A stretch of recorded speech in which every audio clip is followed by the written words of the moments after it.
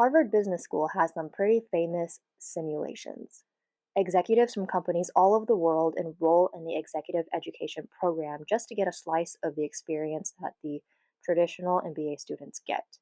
We have simulations in many classes, but today I just want to focus on our Everest simulation for our lead class and the Shad simulation for our Tom class.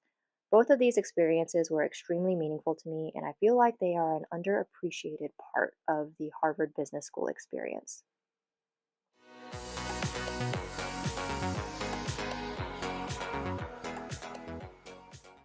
All right, let's just launch into the simulations. The first one is the famous Everest simulation for our lead class. Before I tell you about the sim, I want to talk about the class really briefly so you have some context for why the sim is important to the learning of the class. So, LEAD, which is short for Leadership and Organizational Behavior, is the class that's all about the people side of business. So, how do you actually manage a team, handle conflict, deal with change when everything keeps moving, and how to generally not be a terrible boss? We do a ton of cases on real companies trying to move people or cultures in a new direction. And honestly, a lot of the class is just uncomfortably real about how hard it is to get people on the same page. We have had several case protagonists visit us to sit in on our cases and answer our questions. And there is also some role playing in class to prove that the concepts are hard to practice. In any case, lead is where you learn that being in charge doesn't mean anything if you can't connect with and motivate your team. The objective of the Everest simulation is obviously to summit Everest. Just kidding. Each one of the 5 team members have different objectives to complete in 6 simulation days or 90 minutes of real time, spread across 4 camps and the summit. We have the environmentalist who doesn't care too much about summiting but just wants to spend 2 days at Camp 4 to clean up the environment and have their teammates bring the trash down the mountain. The photographer who just wants to get award winning photos from Camps 1 and 2, spending 2 days at each. The physician who wants to keep everybody healthy, avoiding rescue, and spend at least one night all together. The marathoner who is in peak condition and wants to summit the mountain. And the leader who not only wants to summit the mountain but wants everybody to summit the mountain. The leader and the whole team do not want anyone to get sick or to be rescued, and everyone has dashboards to make the best decision possible. All the roles are also randomly assigned in the simulation. And of course, you can probably already tell it's impossible to get 100% of the points because some objectives are diametrically opposed. And along the way, curveballs are thrown at us, so we have to talk about what to do next, too. I must have been really scarred by engineering simulations because I did not expect this simulation to be so fun.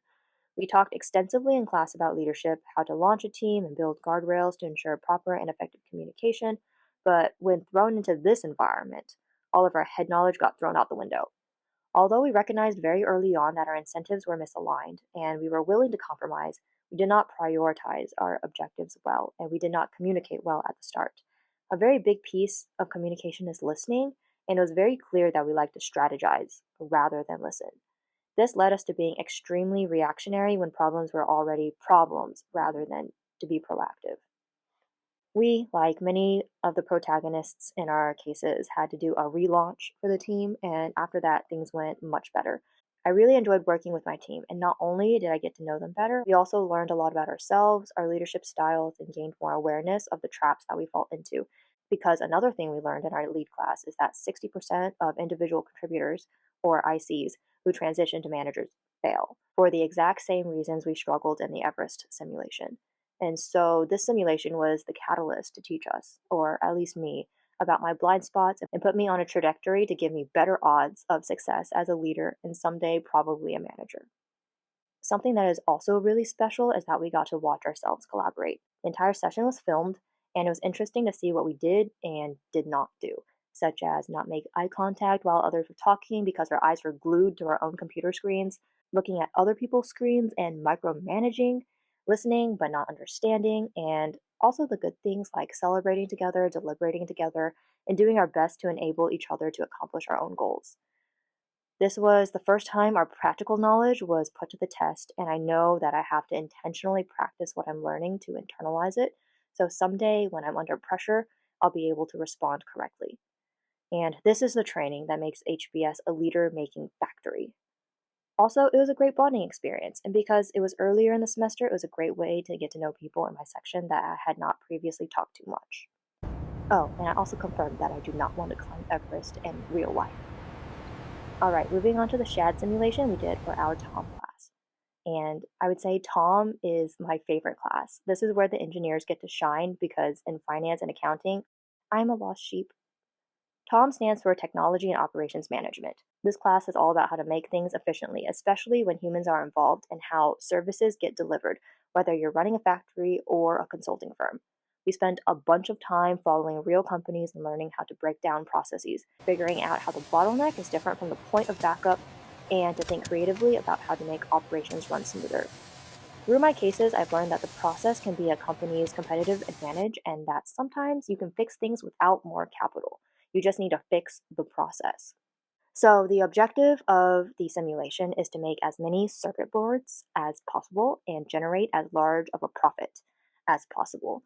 There's another team checking our boards for function and visual correctness, like are the wires in the right place. We get an order every 30 seconds, and there are three potential models the order can be. The orders must be fulfilled in the order they are received, and procurement/payment for the materials can only happen once every 3 minutes. All materials have a cost, so we cannot overorder or the excess inventory value will be deducted from our revenue from the completed boards. And when our 30-minute build session is over, we transition to materials fulfillment and auditing for the other team. All of this is held at Shad, which is the gym, hence the name, and it is absolute pure chaos. This sim was an extremely meaningful experience to me. I think it was so funny that most teams put their engineers on wire cutting and wire stripping because that was the bottleneck. Our team wanted to do tryouts for the job, and after one attempt, they were like, yeah, no. We need our engineers to strip wires, and everyone else needs to work on building the boards. Honestly, I never thought stripping wires would be a point of pride, but in those past 2 days, it was.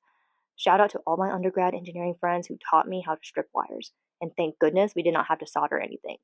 That would have been a disaster. I also explained the basic premise of how breadboards work so that everyone on my team could understand some basic common sense around troubleshooting. This proved to be extremely critical because the other team flipped some LED wires and also flipped the battery positive and negative wires, thinking they had a functional board, but my team rejected their boards for failure to function. Then there was a small quality assurance quibble, but it was resolved when I asserted that the red wire is positive and the black wire is negative, and actually, it does matter a lot. They later admitted to me after the sim that they did not realize the difference between the positive and negative terminals for 3 out of the 4 runs we did. And when they ran our audits, if our circuit didn't work one way, they just flipped the wires and tried again. I thought that was so funny, and that must be why our boards were audited so slowly. LOL, Anyway, I was just so proud of my team. We ran a tight ship, and even though we did not produce the most, we were the most educated, most thorough, most teachable, and most detail oriented team. I think another major takeaway from this experience and why I think the course professors and creators did such a great job making us all do it is because it reiterates the point that skilled labor is not easy nor replaceable. Oftentimes in our class, we brainstorm as a class how to make the process more efficient, and some suggestions are just go faster or replace the person or buy more stuff.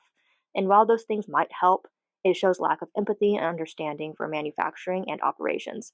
This simulation forces us to reconcile our shortcomings with our leadership philosophy, helping us grow into leaders who are willing to get our hands dirty to understand why things are the way they are and realize the human element and the co production of value in business. I'm already getting nostalgic about the simulations, and we aren't even through the first semester yet. I feel so lucky to have gotten to learn from and with such amazing leaders in my section, and I hope people know that HBS does a lot to make all of this happen for us. They practice what they teach, and Tom and lead for sure. If you guys thought this was interesting, please give this video a like and subscribe for more Harvard Business School content and reflections. Until next time, bye guys.